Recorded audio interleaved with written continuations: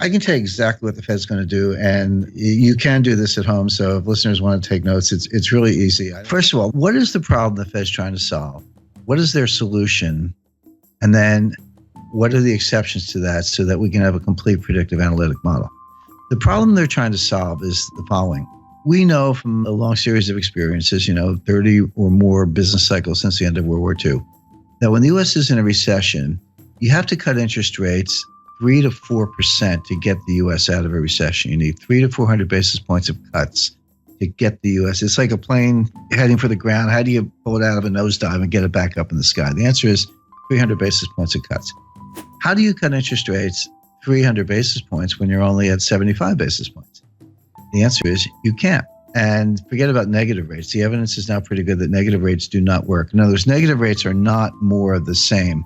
When you go from, let's say, 0.5%, and you go to 1/4, and then you go to 0, and then you keep going to negative 25, you didn't just ease by another 25 basis points. The evidence from Japan and Europe is that you're through the looking glass and you have very strange effects, really unintended consequences. I'll give you a couple examples. So the conventional theory is, well, the more I cut interest rates, the more stimulus I get. That's a joke, but that's what they think. But if I go negative, you're absolutely going to go out and spend the money. Because if you don't spend the money, I'm going to take it away. You sit there long enough, you'll have nothing left in your bank account because I'm going to take, with these negative interest rates, I'm going to take it away. So people will run out and spend. And the other thing is that, it's obviously, from the lending point of view, they'll borrow money, because the bank pays you to be a borrower. But here's what happens in the real world. This is the difference between academics and human beings. When people see negative interest rates, people have goals in mind. They have lifetime goals, right? They want kids' education, parents' health care, their own health care, retirement. If you start taking their money away with negative rates, guess what they do? They save more. They're like, hey, I got to put my kids through college. You're taking my money. Well, I better save more. And then what kind of signal is the central bank sending with negative interest rates? They're sending a deflationary signal. So people go, well, if you think it's going to be deflation, I'm not going to spend money. I'll wait till the price comes down. So you're trying to encourage lending and spending. And what you get is more savings and no spending, deferred spending. You get the exact opposite of what you want. So again, another egghead experiment gone awry. But the point being, so negative rates don't work. So zero bound really is zero. It really is a boundary. And Bernanke has said this in his recent writings, and I think he's right about that. So back to the problem. How do you cut interest rates 300 basis points when you're at 75? Well, the answer is you can't. So you have to raise them to 300 basis points. So the problem the Fed is trying to solve is how do they get rates to 3.25% before the next recession? Now, I'm not saying the Fed sees a recession, and that's easy because the Fed never sees a recession. In 102 years, the Fed has never seen a recession, never forecast a recession, but they know their economic history. We are 8 years into an expansion. It feels punk. I mean, the growth is anemic, but labor force participation is low, productivity is dropping. There are a lot of bad things going on, but in fact, we are in the 8th year, actually coming up on, soon be entering the 9th year of an expansion, which began in June 2009. Right. By the way, you have a hard time convincing most Americans that we're not still in a recession.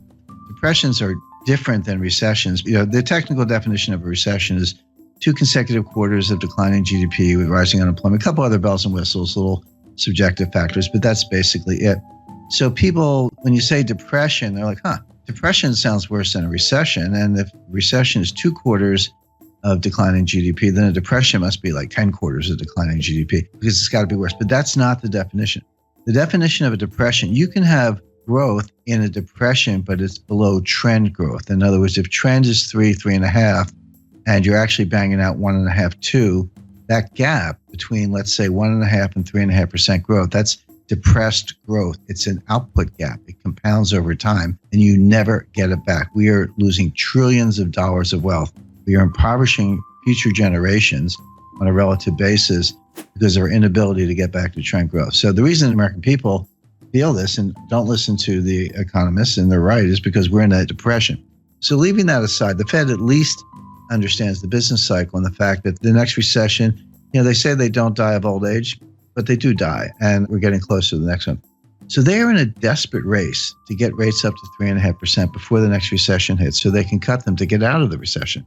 The question is, can you raise rates enough to cure the next recession without causing the recession you're preparing to cure? That's the dilemma. That's the finesse. My answer is no, they're not going to be able to do it, but they think they can. Why are they in this box? Well, because Bernanke should have raised rates in 2010, 2011, in the early stages of the expansion, when the economy would have been much better able to bear it than it is now. Bernanke skipped a whole cycle. He skipped a whole rate increase cycle to pursue these wacky experiments and, QE and zero interest rate policy and all that. I spoke to Bernanke about this, and he used the word experiment. He said this was an experiment. Bernanke made his academic reputation by studying the Great Depression, in the wake of Friedman and Anna Schwartz and some others. But he was a great scholar of the Great Depression, and he got his chance to kind of try out his theories. But what he told me was, he said 30 years from now, some new Ben Bernanke, some young scholar will look back and tell us if we did a good job or not. We actually don't know right now. See, the Great Depression was really two technical recessions, 29 to 33 and then 1937-38. But from 33 to 37, we had an expansion, but the whole thing was a depression because we never got out of it. The stock market recovered the 1929 high in 1954. It was a long time to get back to even. But Bernanke's mantra was, doing something is better than doing nothing. I completely disagree. It's better to do nothing if you don't know what you're doing. And this is really the monetary equivalent of the Hippocratic Oath. Doctors say, first rule of being a doctor is first do no harm. Anyway, bottom line is, by pursuing QE and zero interest rate policy, Bernanke failed to raise rates during the early stages of a cyclical expansion, which he should have done. If he had, the economy would have been just fine, and we'd be able to cut them today, but he didn't. So Janet Yellen now has to make up for lost time. So that's the mission. But again, and this is what the market completely does not get, and the Wall Street economists don't get. Nobody gets this, because they see the Fed raising rates, and they've done the correlations and the regressions back to World War II, and they go, every time the Fed raises rates, the economy is getting stronger. So if the Fed's raising rates, the economy must be getting stronger, so bid up stock prices, et cetera. But that's like saying umbrellas cause rain. Because they've got the causality backwards. The Fed never leads the economy, ever. The Fed follows the economy. So a normal business cycle looks like this. So you get a little expansion going, and unemployment starts to go down, and industrial capacity utilization starts to go up, and inflation starts to go up. And the Fed's watching, and then it keeps going. And they go, it's getting a little hot. We better raise rates. And they raise rates, but of course they started too late. The expansion keeps going. Inflation keeps going up. Unemployment keeps going down. Then the economy starts to cool down. Unemployment goes up, and then prices go down, and capacity utilization drops, and we get into recession. Like, we better cut. And then they cut, and then you hit the bottom, and then you come out of it again. So think of that as like a nice, pretty sine wave, right? That's a business expansion, business contraction over and over, 30 or so times since the end of World War II, with the Fed always following the economy, never leading the economy. So all the big brains on Wall Street, they've got all this data, and they say, well, every time the Fed raises rates, the economy is getting stronger. That has absolutely been true for like 30 times since the end of World War II. It is not true today. The reason it's not true today is because Bernanke skipped a cycle, and they're playing catch up. For the first time since 1937, the Fed is tightening into weakness. That is a key thing to bear in mind. The Fed is tightening into weakness. They are not leading the economy to strength. They are not responding to strength, even though Wall Street thinks they are. And there's a great danger that they're actually going to cause the recession they're preparing to cure, as I mentioned. The Fed will raise rates 25 basis points 4 times a year from now until the middle of 2019, until they get them to 3.25%. So like clockwork, every March, June, September, December, for 2017, 2018, into 2019, look for a Fed rate hike until they get to 3.25%, at which point they'll be able to say, all right, now we're at 3.25. If we have a recession tomorrow, we can cut them back down to 0 again and get out of it. That'll be mission accomplished. Now, this is why I was sitting there in December like, yep, they're going to raise them in March. And right now, I'll tell your listeners they're going to raise them in June. There's your Fed response function. There's your baseline scenario.